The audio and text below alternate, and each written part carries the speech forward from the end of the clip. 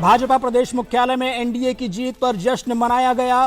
कार्यकर्ताओं ने पटाखे छोड़कर खुशी का इजहार किया, वहीं एक दूसरे को बधाई दी। इस मौके पर भाजपा प्रदेश अध्यक्ष सीपी जोशी ने मीडिया से बातचीत में कहा कि देश में एक बार फिर प्रधानमंत्री नरेंद्र मोदी के नेतृत्व में एनडीए की सरकार बन रही है। लगातार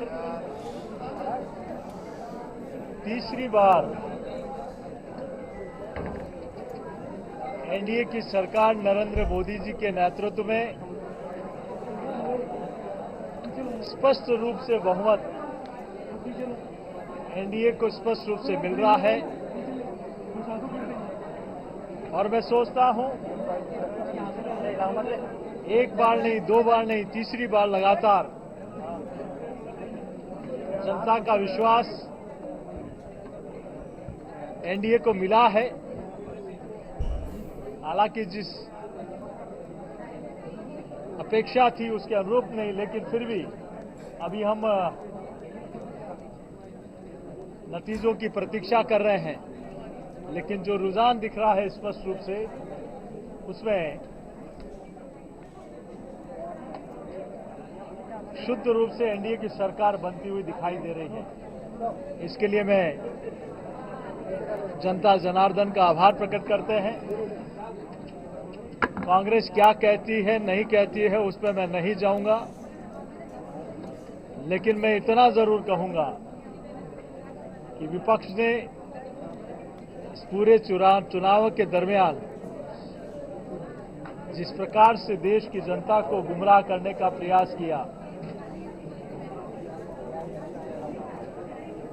जिस बात का कहीं दूर दूर तक कोई वास्ता नहीं, उन बातों को भी देश की जनता के सामने परोसा गया।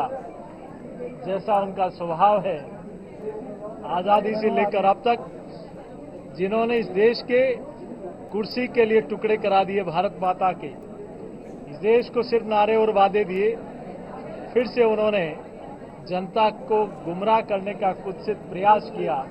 लेकिन फिर भी देश की जनता का आशीर्वाद, स्नेह और समर्थन एनडीए को मिला। नरेंद्र मोदी जी के नेतृत्व को विश्वास व्यक्त किया, इसके लिए हम सब उनका धन्यवाद अर्पित करते हैं।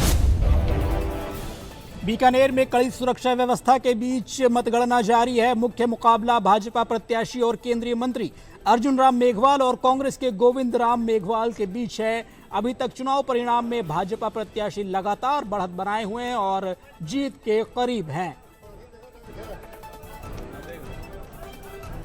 इस अवसर पर मैं बीकानेर संसदीय क्षेत्र की जनता का, हमारे मतदाताओं का और हमारे कार्यकर्ताओं का आभार प्रकट करना चाहता हूं, जिसके कारण बीकानेर में चौथी बार भारतीय जनता पार्टी चुनाव जीती है।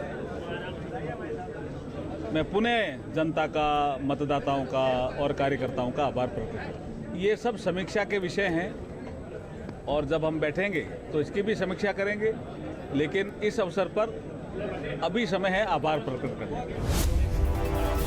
सीकर में इंडी गठबंधन के प्रत्याशी अमराराम और भाजपा के सुमेधानंद सरस्वती के बीच मुकाबला बना हुआ है। गठबंधन के प्रत्याशी अमरारात जीत चुके हैं।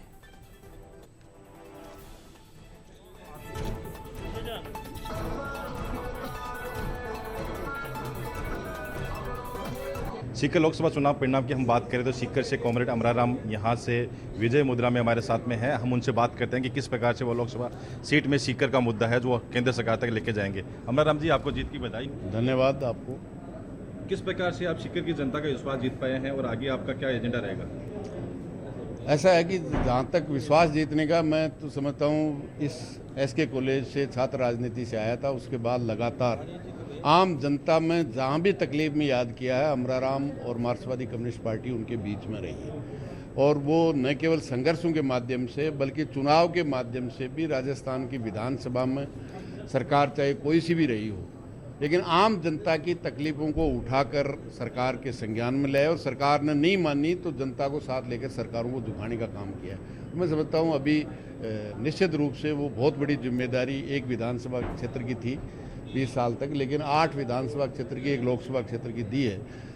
तो पूरे राजस्थान की करते थे और पूरे देश की आम जनता की समस्या हैं, और विशेष तौर से जो सीकर की जो समस्या हैं, चाहे वो पेयजल की समस्या हैं, विकास हो, चाहे अग्निवीर से तबाह करने का नौजवानों को जो भी समस्याएं रही हैं, निश्चित रूप से उनके खिलाफ आवाज़ उठेगी और सरकारें नहीं मानेगी तो वही पुराना रास्ता तैयार है, जनता को साथ लेंगे और सरकारों को बाध्य करेंगे।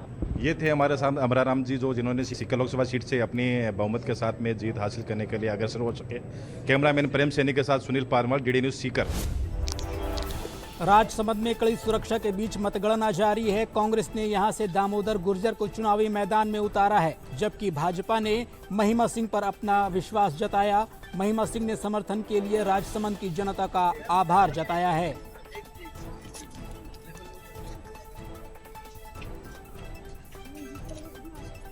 मैं सबसे पहले अपनी राजसमंद परिवार को बहुत बहुत धन्यवाद देना चाहती हूँ कि उन्होंने मुझे इतना, मेरे ऊपर इतना भरोसा रखा है, और जितने भी एमएलए हैं, गण हैं और हमारे कार्यकर्ता, उन्होंने इतनी मेहनत की है, तो वो उसी का ये रिज़ल्ट है, और मैं सबको बहुत बहुत धन्यवाद देना चाहती हूँ।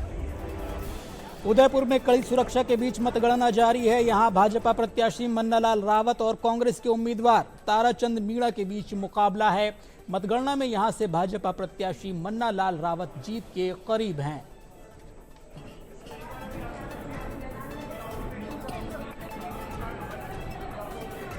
आज ये जीत के उपलक्ष्य आप सभी को प्रणाम, आप सभी को राम राम।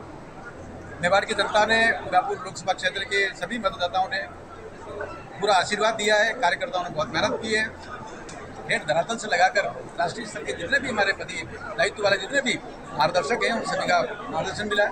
इसी का परिणाम है कि भारतीय जनता पार्टी के यशस्वी नेतृत्व, माननीय प्रधानमंत्री जी की उपलब्धियाँ, उस पर मेवाड़ की जनता ने पूरा संबल दिया है, समर्थन दिया है और पुष्ट किया है। श्रीगंगानगर हनुमानगढ़ लोकसभा सीट से कांग्रेस उम्मीदवार कुलदीप इंदौरा जीत के करीब पहुंच गए हैं। उनका मुकाबला भाजपा की प्रियंका बैलान से हो रहा था। कांग्रेस प्रत्याशी कुलदीप इंदौरा करीब 87,000 वोटों से आगे चल रहे हैं।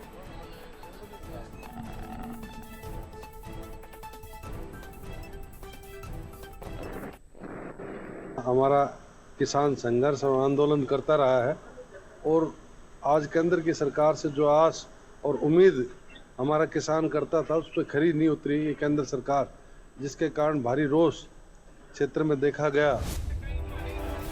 अजमेर में कड़ी सुरक्षा व्यवस्था के बीच लोकसभा चुनावों की मतगणना हुई। यहां भारतीय जनता पार्टी के भागीरथ चौधरी कांग्रेस उम्मीदवार रामचंद्र चौधरी हैं।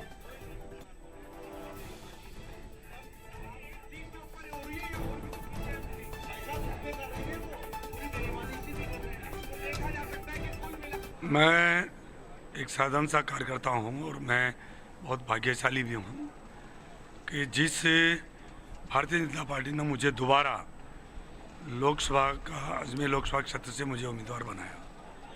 और भाग्यशाली इसलिए हूँ मैं कि अजमेर लोकसभा क्षेत्र में जितने भी संगठन के जिलाध्यक्ष से लेकर नीचे तक, पन्ना प्रमुख तक जो कार्यकर्ता हैं, जो नेता हैं, और जनप्रतिनिधि में जो चाहे मंत्री हो, चाहे जितने भी जो भी हो, सारे विधायक हो, चाहे प्रधान हो, चाहे सरपंच हो, चाहे पंचायत सदस्य हो, चाहे जिला परिषद सदस्य हो, भारतीय जनता पार्टी के सब ने मुझे एकजुट होकर, एक रूप होकर मुझे आशीर्वाद दिया। मैं कार्यकर्ताओं का, मैं सभी भारतीय जनता पार्टी के अजमेर लोकसभा क्षेत्र के सभी नेताओं का, और विशेष तौर से जनता का मैं आशीर्वाद, मैं जो मुझे मिला है, मैं उनका आभार व्यक्त करता हूँ।